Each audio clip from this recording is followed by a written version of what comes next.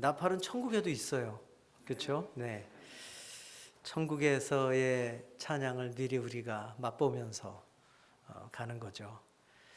1년 반 만에 들어왔습니다. 그래서 우리 다들 식구들도 뵙고 또 우리 목장도 가보고 또 우리 가족도 보고 또 우리 사랑하는 여동생이 또 이 교회에 나와서 얼마나 또 위로받고 힘을 얻고 격려를 받는지 제가 마음이 참 좋고 정말 감사합니다.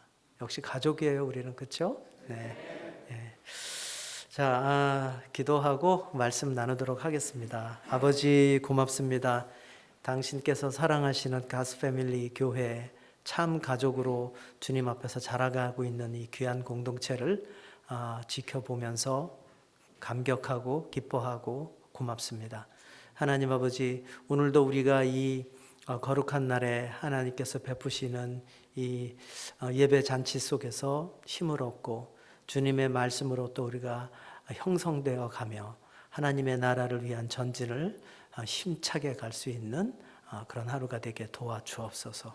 하나님, 부족한 종이 말씀을 들고 섰습니다. 어리석은 제가 이 미천한 입술로 그리고 하나님의 경륜의 말씀을 담아내기는 택도 없지만 그래도 하나님께서 은혜 주셔서 이 식탁을 베풀어 주신 하나님께서 우리를 먹이시옵소서. 감사드리고 예수님의 이름으로 기도드립니다. 아멘.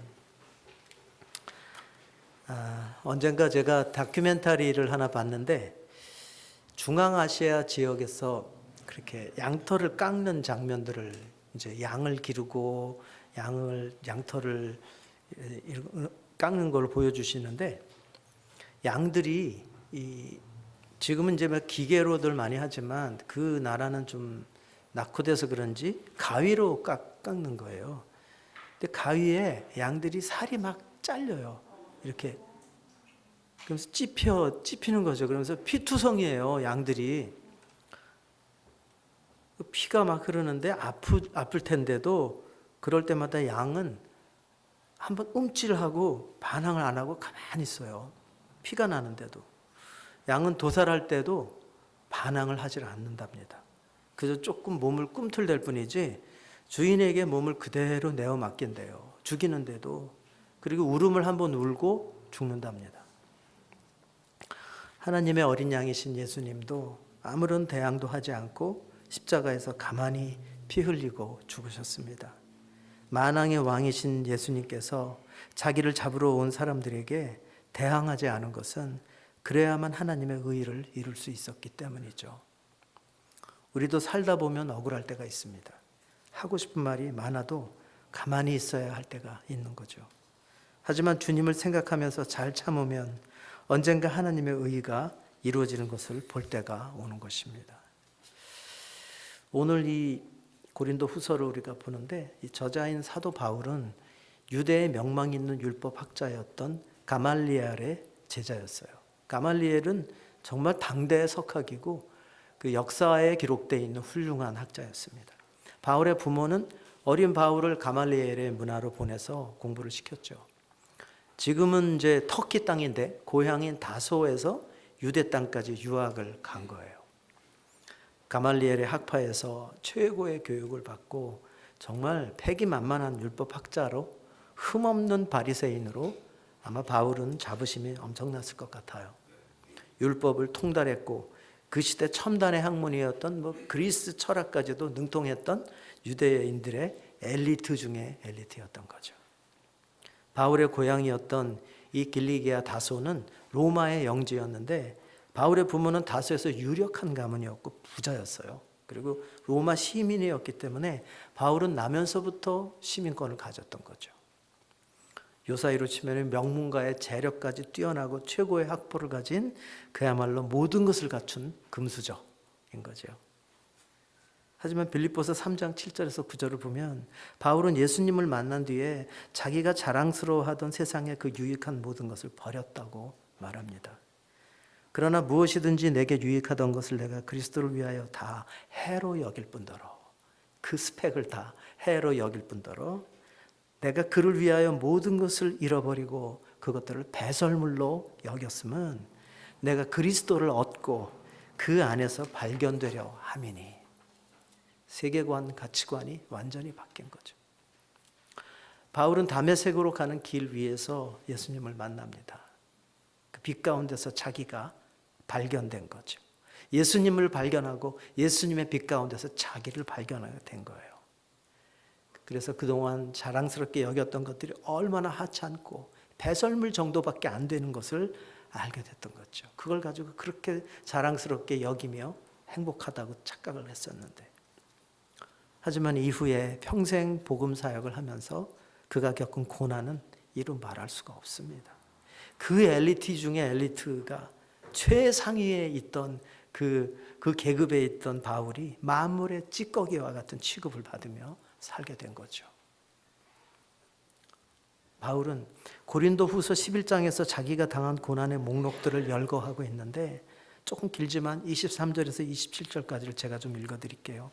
옥에 갇히고 유대인들에게 40의 가만매를 5번 맞았고 3번을 태장으로 맞고 1번은 돌에 맞고 3번 파선에서 일주일 동안 깊은 바다에서 지냈고 여러 번 강의 위험을, 강도의 위험을, 동족인 유대인들의 위험을, 이방인들로 인해서 위험을 당하고 시내의 위험과 광야의 위험과 바다의 위험과 거짓 형제들에게 어려움을 당했으며, 또 수고하고 애쓰고 여러 번 자지 못하고 줄이며 목마르고 여러 번 굶고 춥고 헐벗었다고 말하고 있습니다.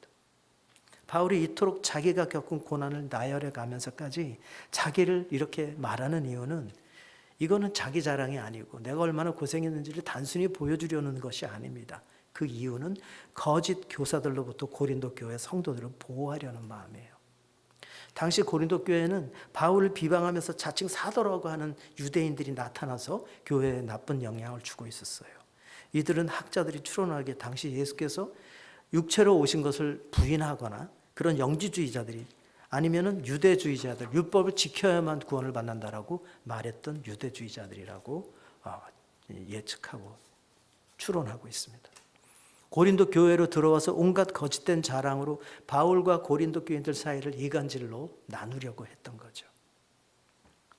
바울은 아직 든든히 서지 못한 자기가 낳은 복음으로 나온 고린도 교인들이 거짓 사도들에게 속아서 그 진리를 떠나고 부패할까 봐 심히 근심하는 가운데 자칭 사도들이 자신들을 과시해내면서 바울의 사도권을 깎아내리고 교인들의 마음을 훔치고 있으니 나도 부득이하게, 부득불, 이게 그 말입니다. 어쩔 수 없이 할 수밖에 없기 때문에 꼭 해야 한다면 부득이하게 어리석어 보이겠지만 내 얘기를 좀 하겠다, 이런 얘기예요.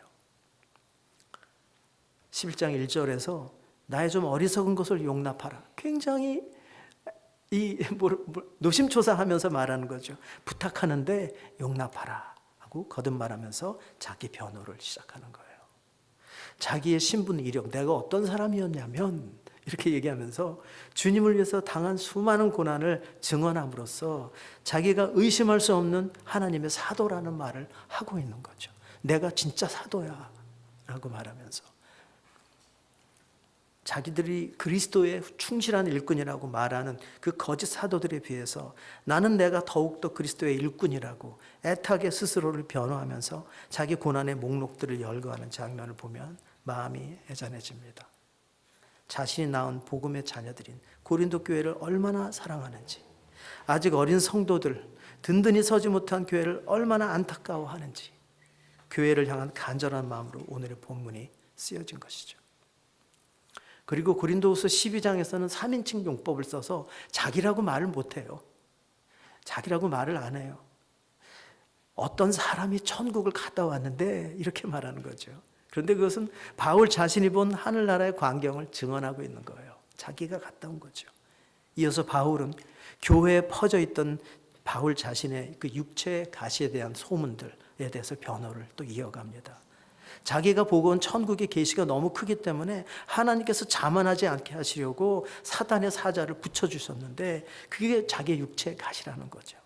자기를 너무 자만하지 않게 치신 육체의 가시는 하나님의 표시다, 이렇게 설명하는 거예요. 이 당시 교회들은 바울의 그 질병에 대해서 분분한 소문들이 있었습니다. 어떻게 하나님의 사람이 저런 걸 갖고 있느냐, 교인들의 시험거리가 될 만한 이 문제에 대해서 바울은 내내 괴로워했던 것을 알 수가 있어요. 학자들에 따르면 바울에게는 눈에 심한 안질이 있었고 또 간질병이 있었다. 분분한데요. 바울의 입장에서는 복음에 장애가 되고 늘 가시처럼 자신을 찌르고 발목을 잡는 이 문제를 고민했고, 그래서 작정하고 깊은 기도를 3번 드렸지만, 금식을 했는지 어떤 기도를 했는지 작정하고 3번을 깊은 기도를 한 거예요. 그런데 하나님이 이렇게 응답하시는 거죠. 내 은혜가 네게 족하다. 이는 내 능력이 약한 데서 온전하여 짐이라 하신지라.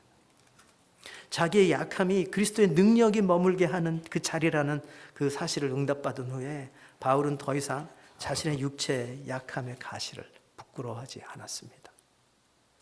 구약 성경을 읽어보면 많은 인물이 고난을 당하다가 마침내 승리의 개가를 올린 장면 많이 보잖아요. 요셉도 그렇고 다니엘도 다윗도 그렇죠. 근데 신약 성경의 인물들은 좀처럼 반전이 없어요. 하나님께 모든 걸 바치고 주님을 따라가면 고난과 핍박은 좀 면하게 해주시면 좋겠는데, 신약의 성도들은 수없는 고생의 연속이었습니다. 신약 성경은 예수님과 예수님을 따르는 초대교회 성도들의 고난의 책이라 할 수 있어요. 바울의 말년은 어땠을까요? 그래도 바울은 고생하다가 말년에 좀 편안한 생활을 할 수 있지 않았을까요? 노년의 바울은 로마의 감옥에 갇혀 말씀을 전하다가 로마에서 참수되어 죽었습니다. 기독교의 중심은 십자가입니다. 인류의 가장 중대한 죄의 문제가 십자가에서 해결되었다는 진리. 그래서 예수님의 십자가를 빼면 복음이 아닌 것이죠. 예수님의 십자가에서 죽으심으로 완전한 구원을 이루셨지만 우리에게 이것으로 십자가가 사라지는 것은 아닙니다. 십자가로 구원받은 우리들의 삶에도 주어지는 내 몫의 십자가가 있는 것이죠. 십자가는 세상에서 구별된 성도들의 필수 코스이고, 그리스도를 따르는 성도라면 반드시 가야 하는 길이기 때문입니다. 그때나 지금이나 하나님의 자녀들이 광야를 만나게 되는 것은 정해진 순서예요. 이스라엘 백성들이 반드시 광야를 거쳐 가나안에 들어간 것처럼 말이죠. 천국을 향해 가는 우리가 광야와 같은 세상을 통과하는 것은 당연한 것입니다. 우리가 살면서 크고 작은 고난들을 만나잖아요. 그렇지만 사람 광야 정말 만만치 않습니다. 쉽지 않죠. 목회가 사람 광야를 만나는 일 같아요. 목회는 사람을 참지 않으면 안 되는 사역이거든요.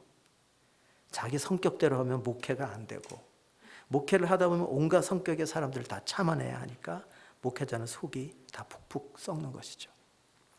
얼마 전에 제 아내가 어떤 권사님한테 들었다면서 재밌는 얘기를 해주는데, 한 목사님이 길을 가다가 썩어 있는 나무를 보시더니 이러더래요. 나무야, 너도 목회하니? 목사들은 속이 푹푹 썩어서 속이 거름이 되어야 다른 이들을 자라게 하는 양분을 줄 수 있다는 말을 어느 노은 목사님한테 제가 들은 적이 있어요. 그만큼 목사들은 목사라서 할 말 못할 때 너무 많은 거죠. 저 같은 협동 목사는 1도 몰라요.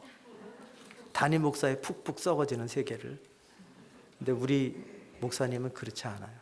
프레시해. 언제나 봐도 마음이 신선한 것 같아요. 단임 목사는 정말 할 말 다 못하고 사람들이죠. 아무나 하는 게 아니야, 단임 목사는. 지난 금요일에도 제가 목장에서 목사님 보면서 느꼈는데, 단임 목사의 사랑의 무게는 정말 달라요. 예, 그 사랑의 무게와 크기는 부교육자들 이해 못하는 것 같아요. 비단 목사들뿐 아니라 우리는 상처받기 쉽고 무력한 모습으로 세상으로 보내져요. 우리는 내 분야에서 성공한 위치를 가고 그분께 거기서 영광을 돌리면 복음이 더 잘 전파될 거라고 생각하고 우리 애들도 그런 인물들이 되길 기도하잖아요.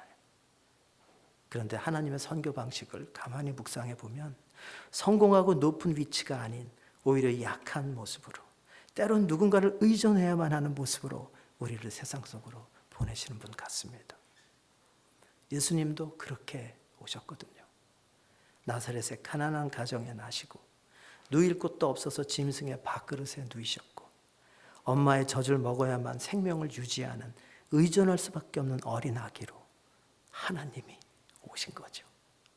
예수님의 성육신은 약함의 선교 그 자체입니다. 우주를 지으시고 운행하시는, 호령하시는 하나님이 인간의 육체라는 한계 속에 갇혀서 평생을 사셨고, 갈릴리 변두리의 가난한 몫으로 거친 손으로 피곤하게 일해야만 부모와 동생들을 부양할 수 있는 노동자로, 공생의 동안에도 쉼없이 사역을 하시다가 제자들 모두가 잠든 밤에는 홀로 하나님 앞에 나아가 심한 통곡과 눈물로 기도하셨습니다. 공생의 끝에는 쉼없는 그 탈진한 몸으로 십자가에 매달려서 우리 대신 형벌을 받고 대신 죽으셨고 구원을 이루신 것이죠. 이 우주에서 예수님처럼 낮아진 분이 있을까요? 신이 인간이 되셨는데 예수님처럼 억울한 분이 있을까요? 신성모독으로 돌아가셨는데 신이, 우주를 지은 창조주가 자기가 지으신 피조물들에게 조롱을 받고 침뱉음을 받으며 죽임을 당했습니다. 제자들 모두가 주님을 배신하고 그분을 버렸죠. 자기 손에 대못을 박는 피조물들을 용서해 달라고 기도하시는 하나님을 보면 그 이해할 수 없는 사랑 앞에서 우리는 할 말을 잃어버립니다. 제가 예전에 암투병을 할 때 10년 전에 요한복음 말씀을 묵상하다가 사랑하라, 이 성경의 계명 앞에는 언제나 십자가가 서 있다, 이 생각이 들더라고요. 그 십자가를 통과하지 않는다면 결코 우리는 주님처럼 사랑할 수 없다는 사실을 깨달았어요.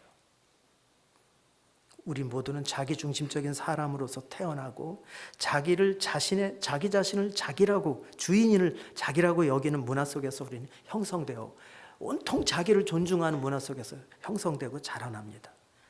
우리들의 본래 자연적인 자아는 태생적으로 이기적이에요. 인간관계에 있어서 나에게 고통을 주는 사람을 먼저 찾아가서 나를 낮추고 사랑하기란 본성적으로 불가능하죠. 하지만 예수님은 그런 모습으로 오신 거예요. 우리들의 눈높이로 이 땅에 오셔서 우리가 아직 죄인 되었을 때 우리를 향한 자기 사랑을 십자가로 확증하신 것입니다. 자기를 못 박는 사람들까지도 용서하는 그 사랑은 죄로 파괴되어 버린 우리들의 자아로는 도저히 불가능한 사랑인 거죠. 하지만 기독교 신앙이 놀라운 것은 하나님은 그런 우리를 그대로 버려두지 않는다는 거예요. 그분과 같은 수준의 사랑을 할 수 있도록 우리를 초청하시는 분인 거죠. 맥스 루케이도의 유명한 책이 있습니다. 예수님처럼이라는 책의 논지가 이렇게 쓰여져 있어요. 하나님은 당신을 있는 그대로 사랑하신다.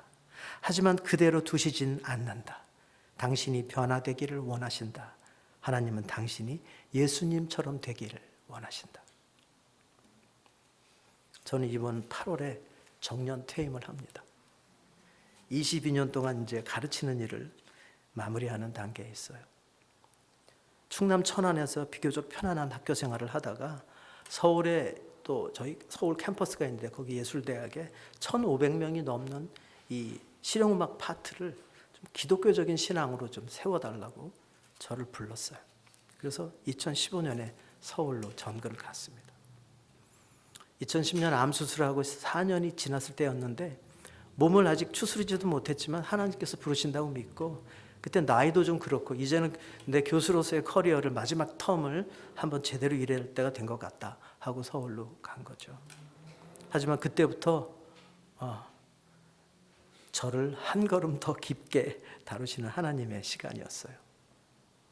저는 서울살이를 하면서 6, 7년 동안 사람 광야를 혹독하게 겪었습니다. 2016년부터 시작된 이 관계의 고통을 지나면서 달리 방법이 없더라고요. 어서 와, 뭐 한국은 처음이지? 이런 거 아시죠? 어서 와, 사람 광야는 처음이지? 그동안 한 번도 경험해보지 못한 하드코어 인간관계 고통을 당하면서 하나님께서 사랑하라 하시니 사랑은 해야겠는데 본성적으로 저는 그 사랑이 불가능한 사람이니까. 하지만 하나님께서 내 성격대로 하는 것을 기뻐하지 않는다는 걸 알았기 때문에 저는 그 시간을 거치면서 제 마음대로 할 수가 없었어요. 어떤 신학자의 글을 보니까 다윗이 사울에게 10년 동안 쫓겨다니잖아요. 그때 다윗이 가장 두려워했던 게 무엇이었냐면 그 원수와 똑같은 사람이 되는 거였대요. 다윗에게는 원수를 죽일 절호의 기회가 여러 번 있었지만 되갚아주기 위해 사울을 죽인다면 사울과 똑같은 사람이 되는 거죠. 그래서 다윗은 사울을 죽이지 못했다고 하는 것이죠. 또 제가 그 진흙탕 안으로 들어가려면, 싸우려면 흑투성이가 될 각오를 해야 했는데 저는 그럴 수가 없었어요. 싸움판으로 들어갈 수 없었어요. 주의 종은 마땅히 다투지 아니하며, 디모데후서 2장 14절이 저를 계속 붙들었어요. 이 말씀이 저를 떠나질 않았어요. 예수님은 우주를 지으시고 다스리시고 운영하시는 분이지만 그 힘을 감추시고 아무 저항 없이 어린 양처럼 십자가에서 죽었습니다. 하늘의 군대를 동원해서 로마 제국을 다 쓸어버리고 이스라엘 나라를 회복할 수 있었지만 땅에서의 명예 회복이 그분의 목적이 아니었기 때문에, 예수님은 하늘과 땅 사이에 화해의 다리가 되어 십자가에서 죽기 위해 오셨기 때문입니다. 그것이 예수님의 비전이었기 때문에. 하나님의 의를 이루는 방법은 십자가입니다. 하나님의 의를 이루는 것은 우리들의 힘이 아니고 우리들의 지위와 권세도 돈도 아닌 약한 모습의 십자가라는 것이죠. 저에겐 지위가 있었지만 1500명을 총괄하는 맨 위에 있었던 사람이었지만 기도하면 할수록 하나님은 그 힘을 사용하지 말라고 하시는 것 같았어요. 만일 우리가 원수를 사랑하고 축복하고 저주하지 말라는 이 계명에 나를 순종하지 못한다면 우리 또한 원수와 마찬가지가 되어버리는 것입니다. 싸울 힘이 있어도 싸우지 못하고 하고 싶은 말 있어도 말하지 않는 것이죠. 자리를 뺏으려고 하면 지키기 위해 싸울 수 있지만 내어줄 수밖에 없고, 온갖 모욕을 참고 거짓말을 가득 퍼뜨려도 바로 잡으려고 항변하지 못하고 친절히 대해주며 그와 그의 자녀들을 위해 기도하라고 하시는 것, 하나님은 세상이 이해 못할 바보가 되라고 하시는 것 같았어요. 왜? 성경 전체가 그렇게 말씀하고 있으니까요.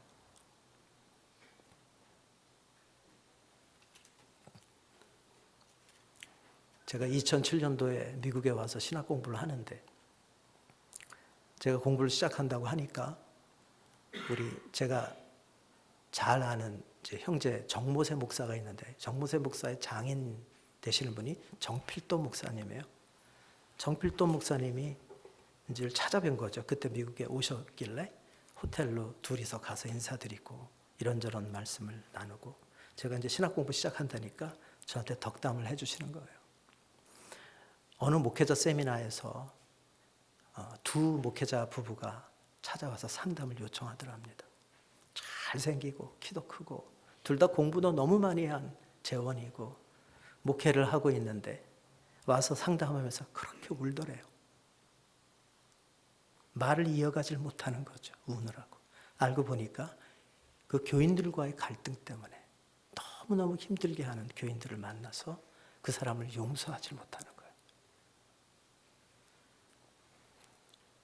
그런 상담을 하고 이제 기도해 주시고 보냈다고 해요.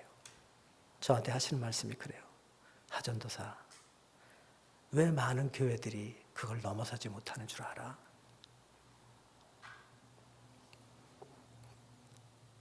그걸 넘어서야만 우리는 진짜 사역자야. 그걸 넘어서야만 우리는 그리스도이냐? 라고 하시더라고요. 잊을 수가 없어요. 구약은 이에는 이, 눈에는 눈이라고 하지만 예수님과 그분을 따르는 성도들의 고난으로 가득한 신약 성경은 이렇게 말씀해요. 원수를 사랑하는 사람이 되어야 하늘을 본다고. 고난의 십자가를 품고 기뻐하라고 말씀하시는 겁니다. 그것만이 하나님의 의를 이루는 길이기 때문에, 그것만이 하늘에 우리의 이름이 기록되기 때문입니다. 그렇다면 하나님의 의를 이루는 내가 죽는 십자가의 순종은 우리에게 정말 가능한 것일까요? 우리같이 성질 있고 실은 은근히 시기와 미움과 질투를 가득 안고 살아가고 있는 우리들이 어떻게 해야 우리는 나를 내려놓고 그 사랑의 길로 나아갈 수 있는 것일까요? 제가 몇 년 전에 힘든 과정에 소설가 김은 선생의 칼의 노래라는 소설을 샀습니다. 유명한 책이죠. 내용도 대단했지만 김은 소설가가 책을 쓰고 난 소감을 적은 칼의 노래 그 서문이 머릿말이 그렇게 와닿는 거예요. 제가 조금 읽어드릴게요. 사랑이여 아득한 적이여 너의 모든 생명의 함대는 바람 불고 물결 높은 날 내 마지막 바다 노량으로 오라 오라 내 거기서 한 줄기 일자진으로 적을 맞으리. 이 칼의 노래는 이순신의 난중일기를 모티브로 쓰여진 책이에요. 임진왜란 당시 조선 왕이었던 선조는 원군이 지휘한 7,000량 바다 전투에서 그 부산 근처인데요. 100척이 넘는 조선 수군들의 배들을 모두 잃어버립니다. 전멸해요. 사기가 떨어진 수군과 남은 12척의 배로는 승산이 없다고 결론을 내린 채 이순신에게 바다를 포기하고 육군에 합류하라는 명을 내리는 거죠. 그러나 만일 바다를 포기하면 왜군의 보급선들이 남해를 돌아서 서해로 올라와 한양이 함락된다면 조선은 왜군의 수중에 완전히 떨어지기 때문에 이순신은 임금에게 이런 장계를 올리는 거예요. 미천한 신은 아직 죽지 않았고 신에게는 12척의 배가 있사옵니다. 죽기를 각오하고 싸운다면 승산이 있는 싸움입니다. 신이 아직 살아있는 한 적들이 우리를 업신여기지 못할 것입니다. 이 보고서를 받은 선조가 마지못해 허락하자 이순신은 명량해전을 준비하는 것이죠. 남은 12척의 전함에 정적들의 모함으로 파직을 당하거든요. 그 파직을 당했다가 다시 복귀해서 건조한 배 한 척을 더해서 이순신은 남은 13척의 군함으로 명량 바다에서 왜군과 맞섭니다. 조선 해군은 좁은 명량 해협에서 일자진을 치고 적을 맞는 거예요. 이순신과 조선 해군은 명량 바다에서 130척이 넘는 왜군과 13척이 물러설 수 없는 일전을 준비하는 거죠. 그때 이순신이 유명한 말을 합니다. 죽고자 하면 살 것이요 살고자 하면 죽을 것이다. 일자진은 수적으로 적은 함대가 큰 적을 맞이할 때 한 줄로 늘어서서 싸우는 전법이에요. 한 척도 뒤로 물러갈 데가 없는 진법이죠. 우리는 여기서 싸우다 죽겠다. 이 각오를 담은 일자진을 펼친 것입니다. 날마다 우리 앞에 놓이는 원수까지도 사랑하라는 이 피해갈 수 없는 주님의 명령, 물러설 수 없는 이 계명 앞에서 순종해야만 하나님의 사랑에 조금이라도 근접하는데 저는 가슴에 품은 상처와 미움과 원한으로 어찌할 수 없어서 괴로워했습니다. 사랑이여 아득한 적이여 오라 내 거기서 한 줄기 일자진으로 적을 맞으리. 이 사랑이여 아득한 적이여라는 첫 문장부터 저는 많은 생각을 하게 됐어요. 소설가가 이 사랑을 아득한 적이라고 표현한 것은 우리가 반드시 해야만 하는 사랑이라는 피해갈 수 없는 계명 앞에서 진실로 사랑하는 일이 너무나 요원하기만 하고 그것은 마치 무찌르지 못하는 숙명적인 적처럼 저에겐 아득하기만 한데 결국은 내 중심을 차지하고 있는 내 사랑이 죽어야만, 나를 향한 내 사랑이 죽어야만 그 사랑이 가능할 것이라는 뜻으로 저한테 다가오는 거예요. 원수를 품는 사랑이 불가능한 우리들의 인간성, 가시나무와 같은 인생들이 자기 중심이 죽어야만 열매가 맺히고 그 사랑이 가능할 거라는 묵상이 제게 다가온 것입니다. 오라 내 거기서 한 줄기 일자진으로 너를 맞으리. 저는 이 서문을 보면서 울고 또 울고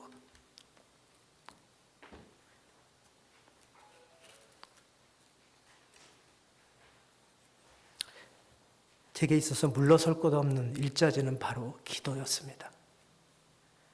하나님은 저와 아내를 늘 새벽을 깨우게 하셨어요.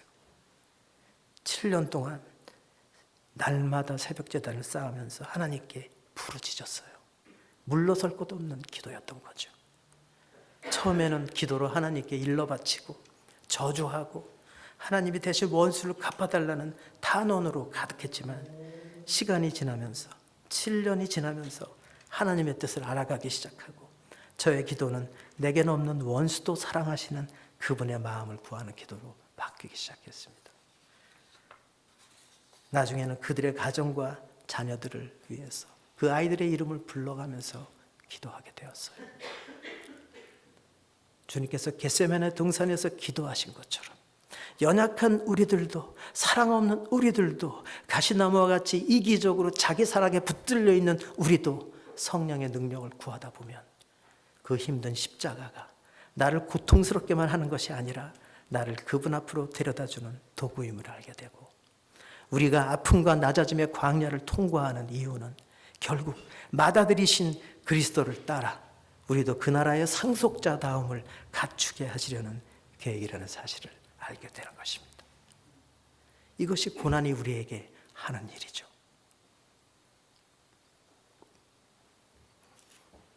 그렇게 힘든 십자가를 품고 기도하다 보면 주님의 때가 오고 마침내 우리들의 인격 안에 그리스도를 닮은 성품이 열매로 조금씩 자라가는 것입니다. 갈라디아서 5장 22절이 말하는 성령의 9가지 열매, 예수님의 성품 말이죠. 이제 터널의 끝이 보이고 저는 올해 정년 퇴임을 합니다. 아내와 저는 요즘 설레는 마음으로 기다리고 있어요. 퇴임하면 이렇게 하고 저렇게 하고, 짐은 어떻게 줄이고, 거기 가면 또 어떻게 살고. 아내가 요즘 저에게 그렇게 말해요. 당신 잘 참았다고. 잘 참았다고. 정말 싸우지 않았거든요. 처음엔 아내도 너무 억울하고 남편이 당하니까 불쌍해서 당신도 좀 되갚아주라고 이렇게 말했는데, 오랜 기간 같이 기도하면서 주님을 생각하며 참는 것, 그게 참 잘한 일이라는 것을 우리는 체험적으로 알게 되었습니다. 우리는 약함을 품으며 기도하고 약함의 십자가를 자랑하는 사람들입니다. 그것이 우리의 부르심이에요. 약함의 십자가는 나라는 거친 대리석 덩어리를 쪼개며 다듬어 주시는 위대한 조각가의 필수 도구였던 것이죠. 태초에 그분이 계획하신 나를 이루어 가시기까지 하나님 아버지의 재창조의 이 위대한 여정에 우리도 인내로 동참하면서 약함의 십자가를 지고 그분을 따라가는 것입니다. 그리스도께서 약하심으로 십자가에 못 박히셨으나 하나님의 능력으로 살아계시니 우리도 그 안에서 약하나 너희에게 대하여 하나님의 능력으로 그와 함께 살리라. 우리 삶은 때때로 고난이 있지만 우리도 예수님처럼 하나님의 능력으로 살아갈 것이며 부활할 것입니다. 근데 그분이 목적하신 대로 나를 능력 있는 성도로 세우시는 그 일을 하나님은 그 나라 가기까지 쉬지 않으시며 끝내 밀고 나가실 것입니다. 그래서 우리는 이렇게 하나님의 가족인 교회 공동체에 소속되어서 약함을 통과하는 사람들을 안아주면서 그분이 하시는 일에 감사로 동참하는 것이죠. 이 대열에서 그 누구도 이탈하지 않도록 품어주면서 함께 전진해가는 것입니다. 그래서 우리는 하나님의 God's Family인 거죠. 감리교의 창시자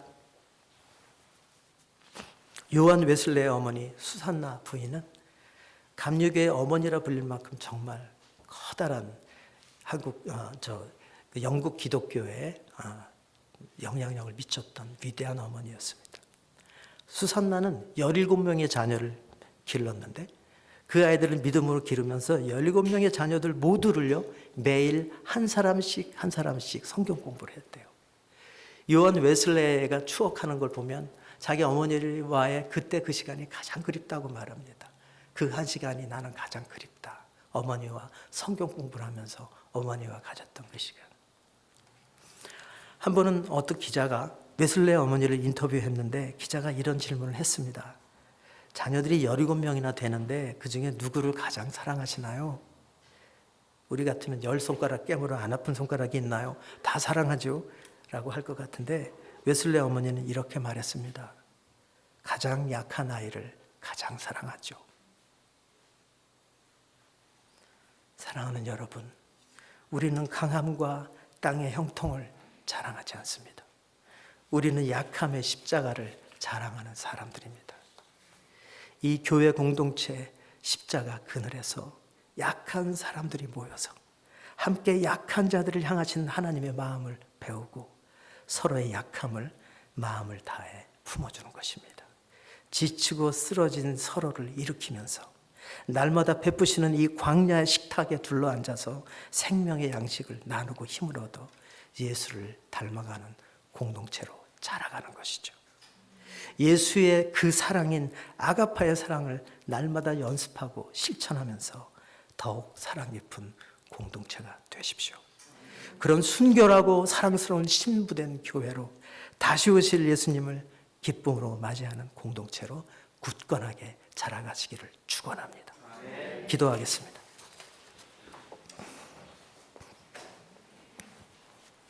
우리 아버지 하나님, 연약하고 부족한 입술로 하나님의 아름다우신 경륜의 말씀을 담아내기 너무나 턱이 없었지만 그래도 하나님이 영혼들에게 당신의 양식을 이 식탁에서 베푸신 줄 믿습니다. 하나님, 우리 모두가 약함의 십자가를 사랑하며 주님 나라 가 그분 앞에 서는 그날까지 멋지게 달려가는 공동체가 되게 축복하여 주시옵소서. 예수님의 이름으로 기도합니다. 우리 약할 때 강함 대신에 찬양합시다.